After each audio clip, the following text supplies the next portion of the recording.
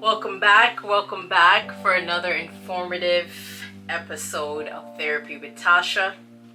I encourage you to subscribe, have your notification bell on, and put that thumbs up. Every Wednesday, you can tune into my channel where I aim to address all things that can impact your mental health. Let's get started. Today, I wanted to examine trust in intimate partner relationships. Now, this 5-letter word seems like such a simplistic topic, but it's actually packed with a lot of complexity. See, trust is the bedrock in all of our lives. It really creates the framework for how we operate and function in every single relationship in our life. So what comes to mind when you think about trust? For me, when I think about the origin of how we trust, I think about it from a neuroscience stance, meaning like what happens in the brain when we trust? And then from a psychological stance, and this looks at how early childhood experiences shape our trust. And I think about how these two things work in tandem to show up in intimate partner relationships. So did you know that you and your partner's trust patterns, they are actually rooted in early childhood experiences and early childhood relationships? And these patterns, they're known as attachment styles. And attachment styles, they refer to bonding patterns that we learn as children. And these patterns, they get carried into adult relationships. And this essentially begins the origin of how you or your partner begin to experience trust. Now, these bonding patterns in attachment style, they originate from the type of care that you received in the early years of your life. So I'm just going to give a quick mention of attachment styles just for relevance of speaking to what I consider part of the origin of how someone begins to experience trust. Now, there are two components of attachment styles. There's secure, and then there's insecure attachment. And I'm going to just take a quick look at both. So if you're an adult who you experience secure attachments in childhood, this means that you experience trust with caregivers and you felt safe in your world. This often translates into an adult who is then going to be more trusting of their partner, and they're going to feel more secure in their relationship. Conversely, an individual who has an insecure attachment pattern or style, that means they experience unstable, unpredictable bonding patterns with their caregivers in childhood.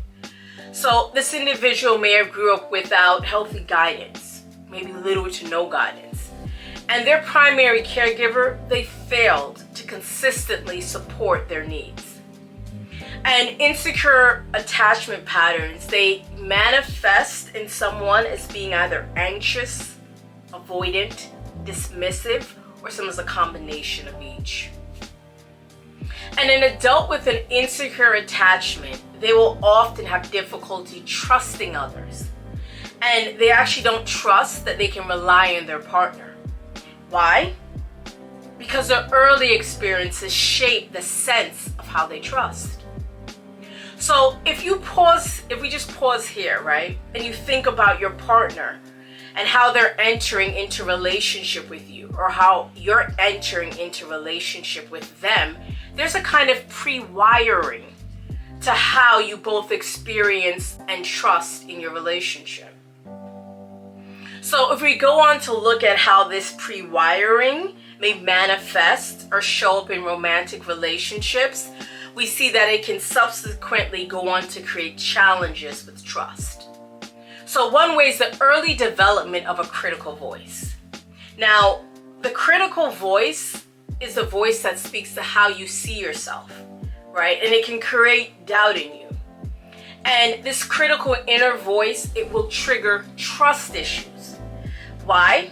because it's rooted in doubt and maladaptive thinking.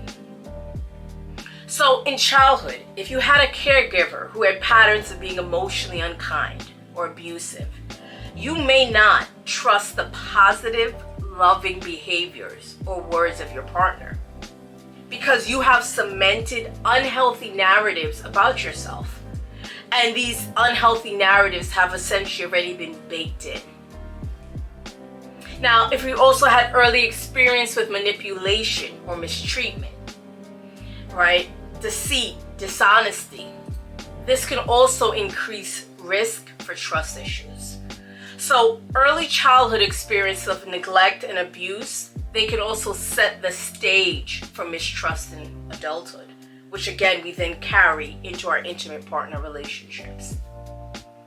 There's also early exposure to the knowledge of infidelity. Now, infidelity signifies betrayal, and betrayal will trigger trust issues. So now if you grew up in a home where you learned about a parent's infidelity, you may enter your romantic relationship with mistrust of your partner automatically. Conversely, if you enter a relationship with a normalized view about infidelity, meaning you believe it's a normal occurrence in relationships, and this does occur, right? However, if your partner has early negative associations with infidelity, and you enter it and you've normalized it, you are then triggering trust issues for your partner. Now, there's early trauma, right? And early trauma will lead to insecure attachments. Any form of abusive or harmful childhood experiences, mentally, emotionally, physically, or sexually, will 9 times out of 10 result in disrupted bonding patterns. And as I mentioned earlier, this is going to influence how you trust in romantic relationships. Why? Because those early experiences of trauma have essentially affirmed that trusting others isn't safe to do. So let's take a look at the neuroscience behind trust, right? And this speaks to a more organic reason why early experience of mistrust and later fractured trust can have rippling effects in your romantic relationships. So feelings of trust and distrust, they actually reside in different parts of the brain. And I found this to be quite interesting. So trusting feelings, they're reflected in the dorsomedial prefrontal cortex, right? And when this happens, neurochemicals such as oxytocin, which is known as the love hormone, and this hormone helps us form bonds with others when it's released. So that happens with trusting. Conversely, when we experience distrust, we actually fire up what is known as our stress brain. And this is the amygdala. And it is responsible for emotional processing. And when this region, along with the limbic system, get activated in the brain, cortisol gets released. Now, what cortisol does is it triggers the fight or flight reaction. So you can see if someone experiences distrustful feelings, over time, they are actually functioning in their relationship, not feeling safe and like they need to run. And this is actually a classic to how people describe when they experience mistrust. So trust is one of the top areas of challenge and conflict that I see when couples come to see me, and is often the catalyst to why a couple may come in. So the next time there's a trust issue in your relationship, I want you to consider you and your partner's attachment style and both of your early experiences with trust, because they're both probably at play in how trust is showing up in the relationship. So thank you for watching. Now go ahead and share. There is no doubt for me that we all have had to contend with trust in our lives.